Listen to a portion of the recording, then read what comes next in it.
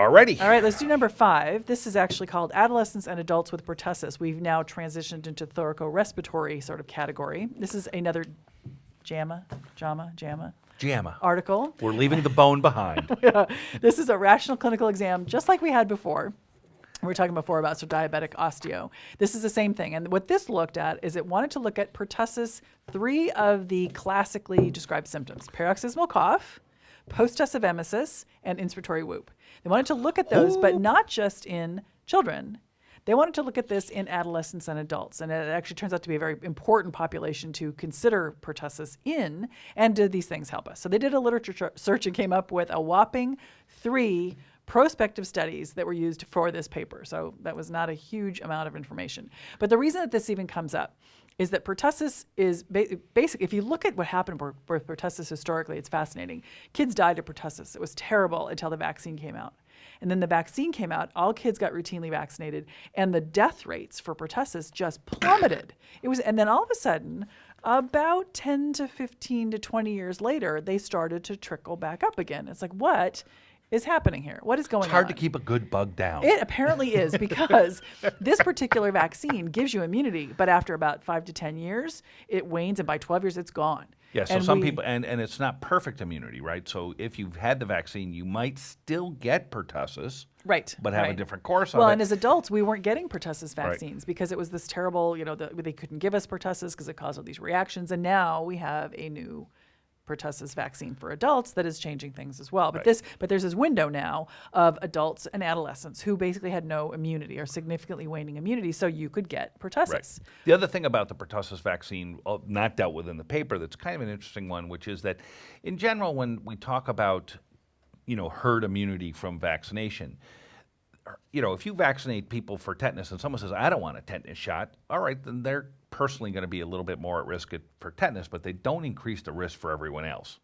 Not so with pertussis. No, not at all. So small groups, if you got one of those, we don't want to be vaccinated groups in your community, those small groups that abstain from vaccination actually increase the risk for the whole community, because the immunization, the protection from the vaccine is not perfect, and because it wanes over time, those groups, it's the double whammy. Those groups provide ongoing egress. So those groups are a threat to the health of the community when they refuse to be vaccinated. Right, so that's up front. And then even if you've been vaccinated, your immunity can wane. So now you've got this sort of double layer problem. And when we get pertussis, those of us that are adolescents or adults, we get a chronic cough just like everybody else, but we can spread that to the kids who haven't been immunized and not adequately sort of immunized at this point yet, and that can kill them. Yeah, which is also kind of interesting, because so often we want to blame the kids for being the little trash cans of organisms giving us the stuff.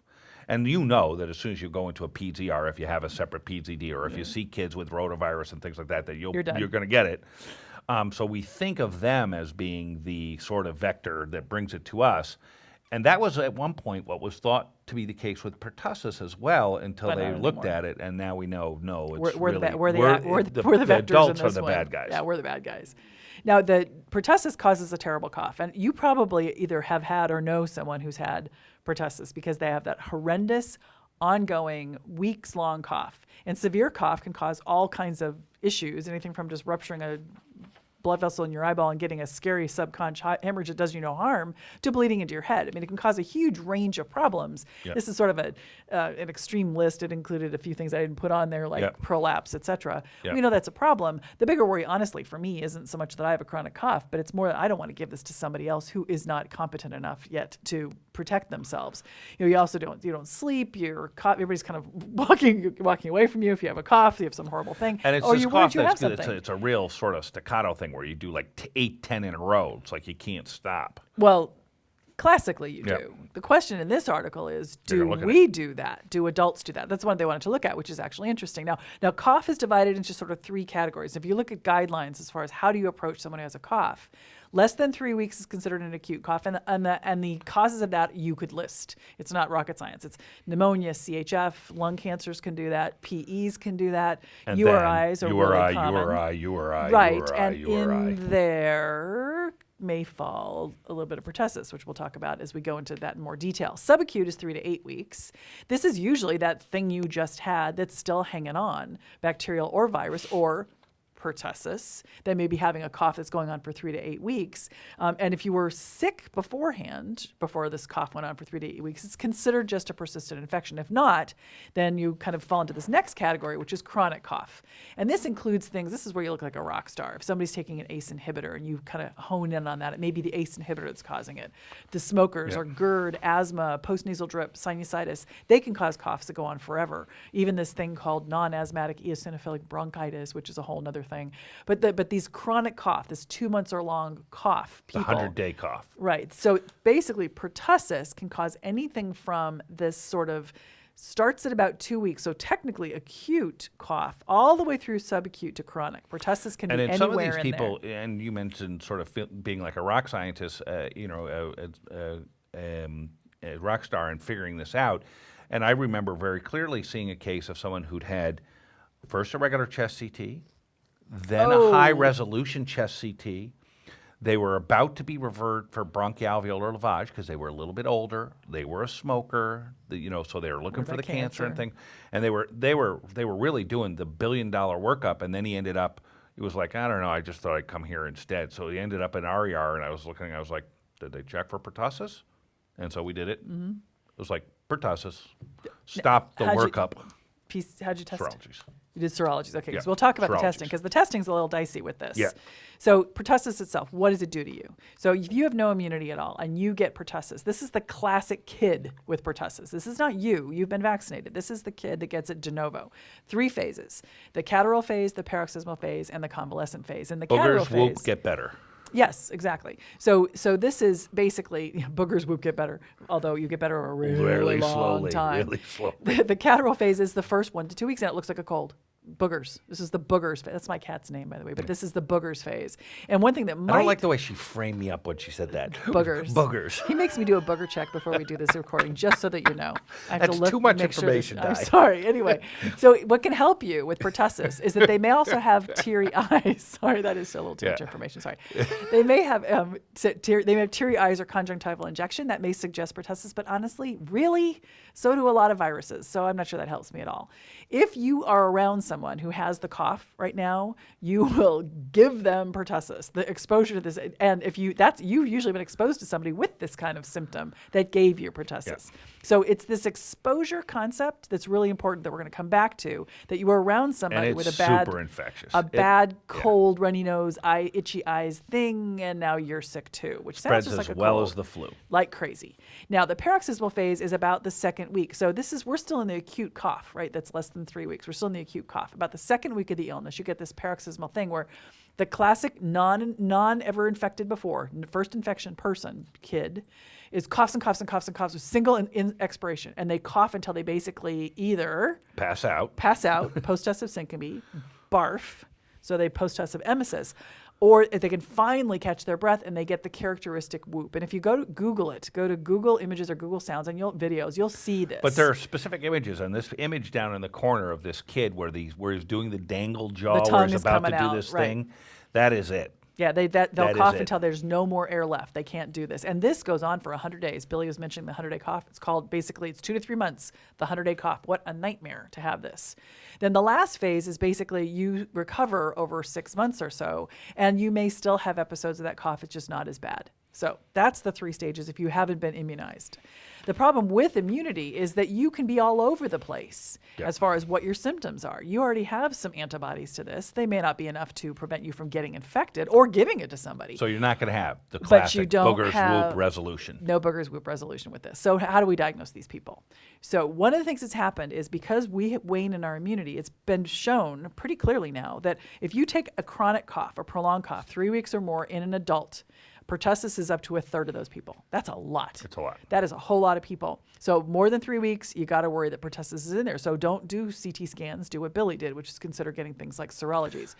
What they wanted to do in this paper was said, what we want to know is those classic findings, post-tussive emesis, the inspiratory whoop, and these paroxysms of cough, do we, having already been immunized and now getting pertussis again, do we do that as adults and adolescents? So Now, the other thing I would say, just sort of before we go to that key point of this paper, is just to note that pertussis, Bordetella pertussis, isn't the only one that does these chronic cough things. No.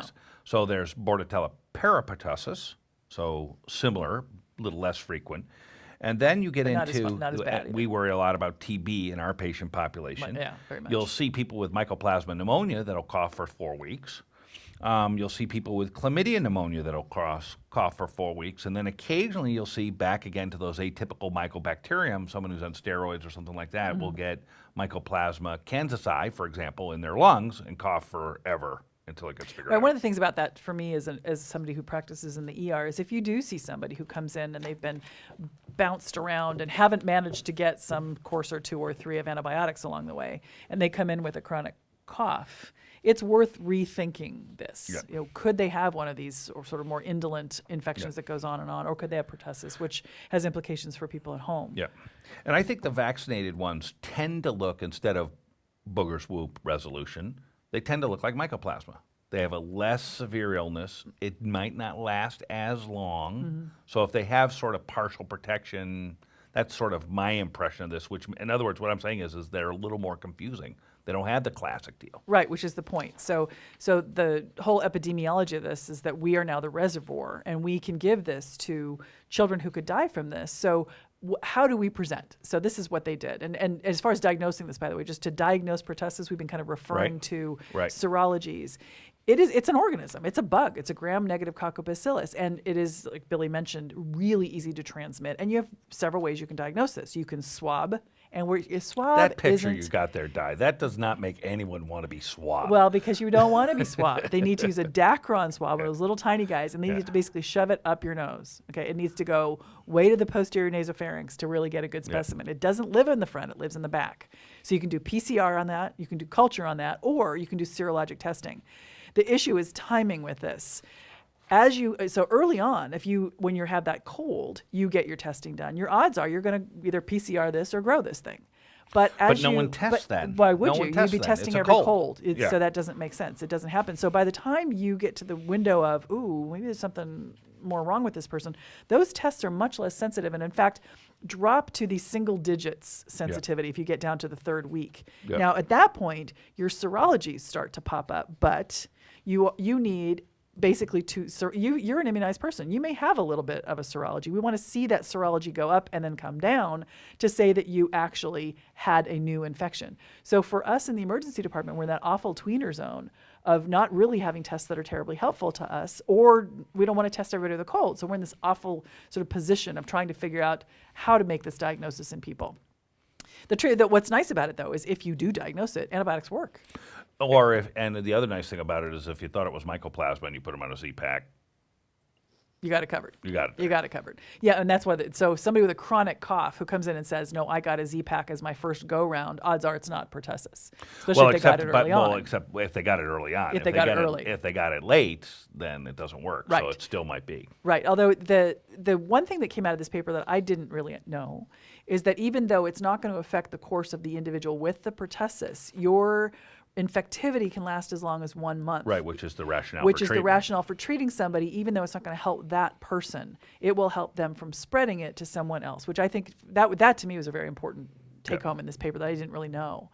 The macrolides are what we talked about. That works, okay? And in 5 days, it's gone. You're done, finished. So your Z-Pack does it. You are finished. Yep. You can use any of them. Bactrim's another alternative, but the macrolides are the preferred treatment for this. 5-day course, done. So what they did in this paper is they said, fine, the CDC defines pertussis as the following. It is a cough for 2 weeks or longer, no other apparent cause, and you need to have one of the following 3 things, those paroxysms, the whoop, or post-tussive vomiting. Now, the CDC is defining that not on people who are immune, or partially immune. It's basing that on sort of the new cases. This study said, okay, you're partially immune, you're an adult or adolescent now getting this. What are your symptoms? Is that real? So what they did is they found the 3 studies that I mentioned earlier. These were all non-outbreak, all had to be post-vaccine era. So they were all recent-ish stuff. They had 2 were excluded for methodologic things. Total number of patients, again, teeny tiny, Yeah, 94. The cough duration varied, and I'm not surprised at that. The cough duration for pertussis is variable. We talked about it, it starts at about 2 weeks-ish, can go as long as 6 months. So that makes some sense that the cough variation varied. And here's what they found. And now remember what Billy told you earlier about those likelihood ratios. Really high, 10 or 0.1 were great. getting closer sort of to the 4 to 0.6. We're getting less. As and you then, get closer and closer to 1, yeah, less it's value. not so great. So the positive, so if you had paroxysm of coughing, your positive likelihood ratio was 1.1. That's a Not wash. good.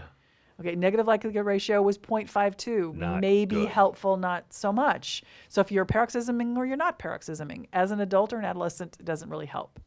What if you cough and you throw up?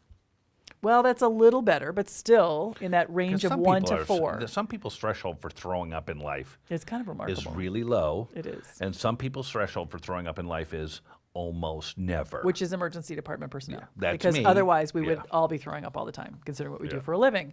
But this one, not helpful at either end. 1.8, 0.58, not particularly helpful. And the whoop, same deal. Yep. Same deal. 1.9 points, maybe 0.78 for negative, maybe better, but not. It's just terrible. So this paper didn't really clear up. This paper It just said though they don't work well. basically it didn't say says what does work. We get sick and we cough a lot. Okay, basically it just says the clinical bottom line, because there's a lot of paroxysmal coughing, it's not specific, it doesn't help us.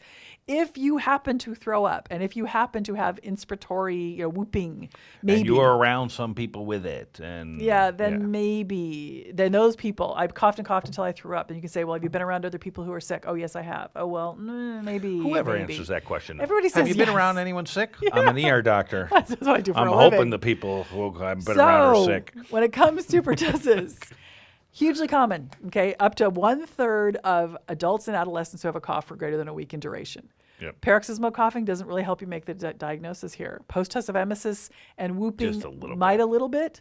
And then you just ask more information on whether you want to treat them. And again, what you're treating isn't that person usually. You're treating anybody they may infect because they're infectious for as long as a month. That's sort of the take home. All right.